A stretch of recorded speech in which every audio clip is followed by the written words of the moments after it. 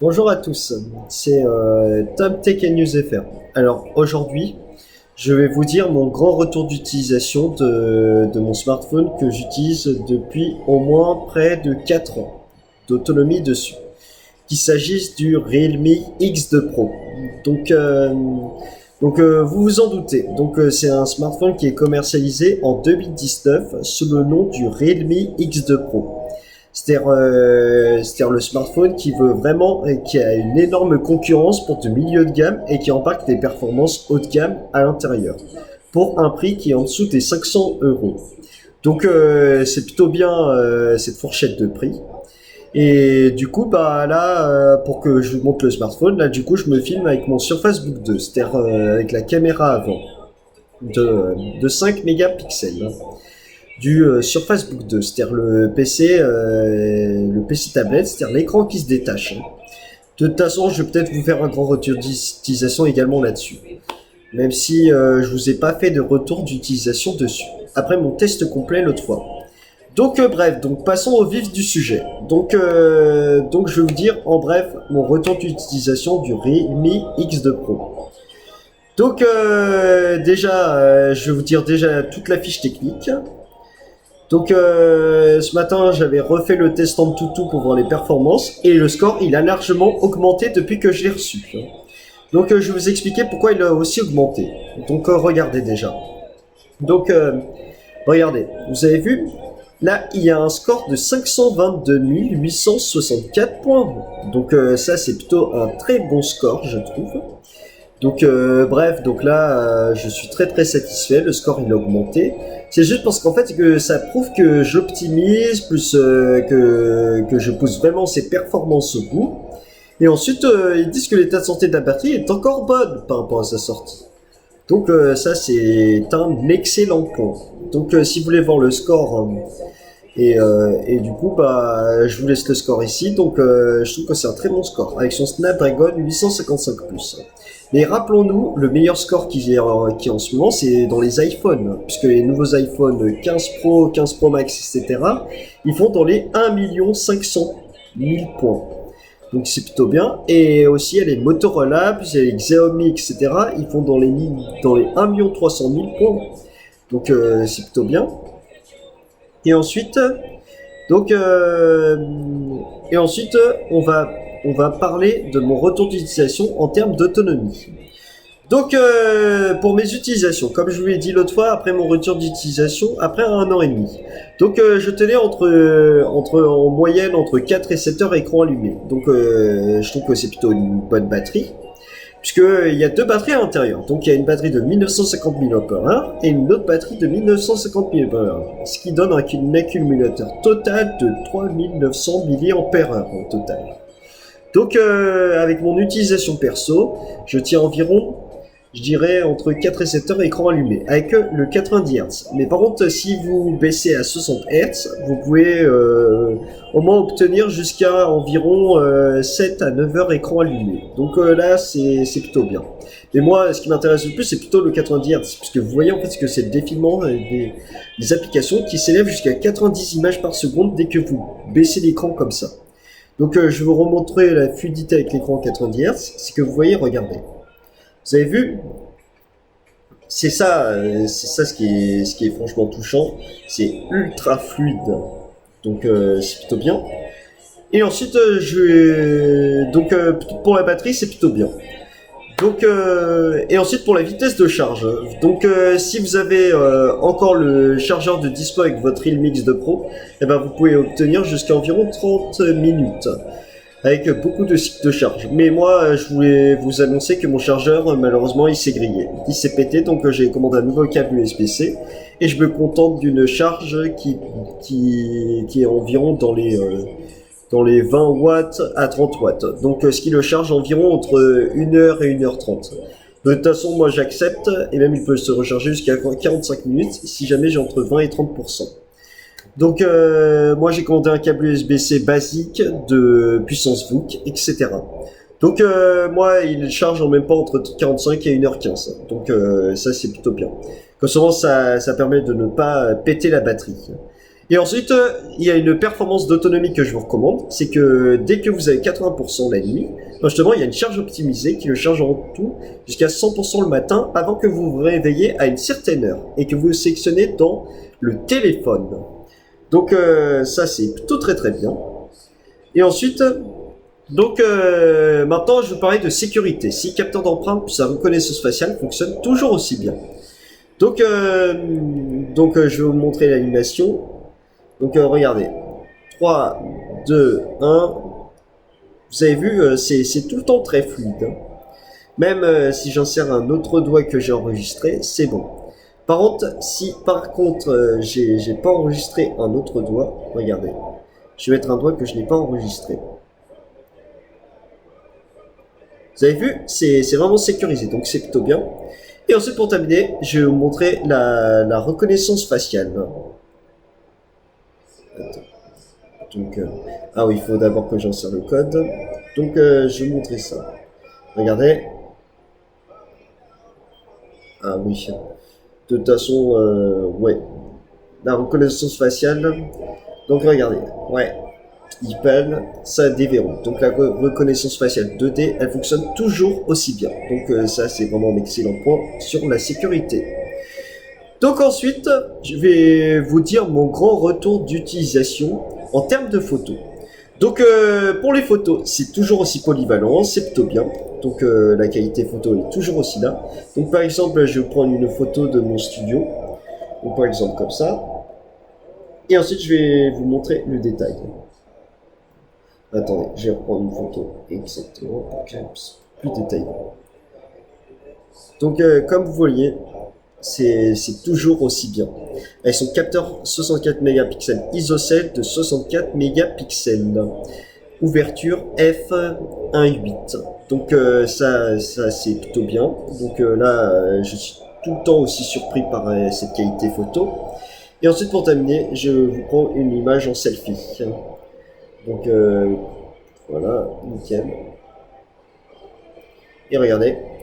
Vous avez vu, c'est toujours aussi détaillé avec son capteur 16 mégapixels, ouverture f2.0. Et ensuite, pour terminer, donc je vais vous montrer d'autres photos. Donc regardez, je vais vous montrer d'autres photos. Donc comme vous l'avez vu, les photos elles sont toujours aussi bien. Donc c'est vraiment franchement correct et bluffant. Donc voilà. Donc ensuite, je vais vous dire un autre point. Donc concernant les jeux. Donc comme je vous l'ai dit, à l'intérieur, il embarque un processeur de Snapdragon qui est un processeur ultra haut de gamme et qui date entre fin 2019, début 2020. Donc c'est un processeur Snapdragon 855+, avec une Adreno 640 pour la partie graphique, et qui embarque 12 Go de RAM et 256 Go le modèle que j'ai en possession. Et ensuite, vous avez deux autres versions, comme je vous l'ai dit, c'est une 8 Go de RAM, 128 Go de stockage, et 6 Go de RAM et 64 Go de stockage. Donc bref, donc là... c'est toujours aussi fluide, et même il a, comme je vous l'ai dit, le 90 Hz dans l'affichage plein écran. Et regardez, vous avez vu, franchement, ce que j'aime dans ce téléphone. Attendez, je vais mettre la stabilisation. Vous avez 90 Hz plus le 60 Hz. Et ensuite, même si jamais vous voulez économiser de la batterie, vous recommande 60 Hz pour gagner en autonomie 2 heures ou 3 heures de plus. Et ensuite, sélectionner automatiquement, c'est pour basculer entre 60 et 90 Hz en fonction des applications que vous cochez et que vous souhaitez avoir dessus pour utiliser le 90 Hz, bien sûr.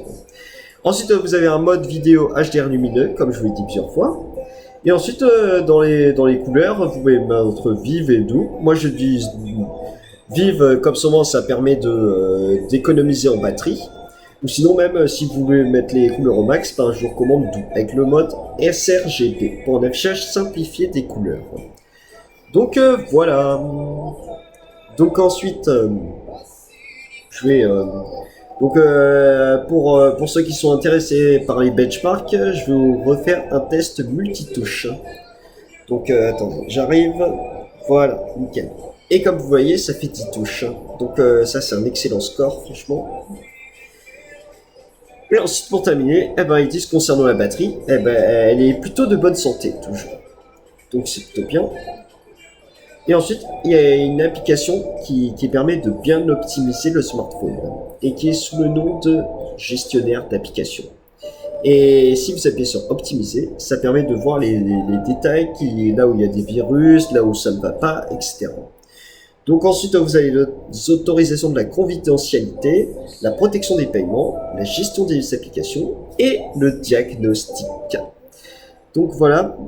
Donc ça, c'est comme Xiaomi avec son application qui permet d'optimiser le smartphone. Et pour qu'il y ait une meilleure fluidité, une sensation pour éviter les virus. De toute façon, vous connaissez. Et ensuite, vous avez un espace jeu qui permet de mettre, si vous voulez, mettre au max les performances.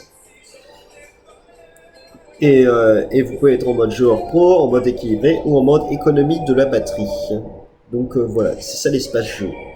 Et ça met toutes vos applications de gaming pour bien utiliser ce smartphone. Parce que vous vous en doutez, il y a un excellent processeur à l'intérieur, le Snapdragon 855+. Donc voilà. Donc ensuite, je vous ai parlé de la fiche technique du Realme X2 Pro. Ensuite, je vous ai fait un grand retour sur l'autonomie, les benchmarks, plus ensuite les photos. Et ensuite, je vais vous faire un test de gaming dessus. Donc, je vais vous faire un test sur... Attendez,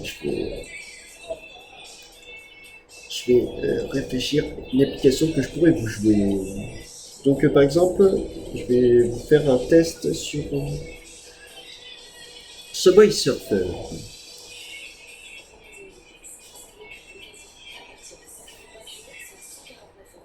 Donc comme vous voyez, c'est toujours aussi fluide, les animations. Donc 3, 2, 1, c'est parti.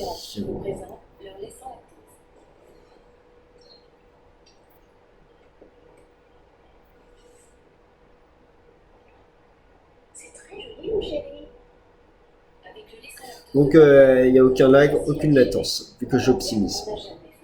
Donc vous voyez, en 2023, c'est toujours possible d'utiliser le Realme X2 Pro.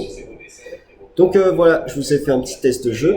Donc comme vous voyez, en 2023, c'est toujours possible d'utiliser le Realme X2 Pro, même s'il n'a plus de mise à jour depuis fin 2021, en novembre. Parce que moi, je n'ai plus mis à jour depuis novembre 2021, parce qu'il n'y a plus de mise à jour disponible. Et même, je vais vous montrer la preuve. Donc comme vous voyez, regardez, il n'y a plus de mise à jour depuis fin 2021. Donc puisque là, en ce moment, en fait, le problème des Realme, en fait, c'est qu'ils ne sont plus mis à jour après plus de... Ils sont plus mis à jour après plus de 2 ans de garantie Android et 3 ans de mise à jour sécurité Android. Donc là, il faudrait qu'ils retravaillent un petit peu les sécurités et les mises à jour Android, les Realme. Et c'est pareil que les Xiaomi 13T Pro, etc. Donc sinon, là, je pense que je vous ai fait tout le tour de l'ensemble du smartphone. Et ensuite, pour terminer, je vais vous faire un petit bilan. Ici, je compte garder mon Realme X2 Pro en max. Donc déjà...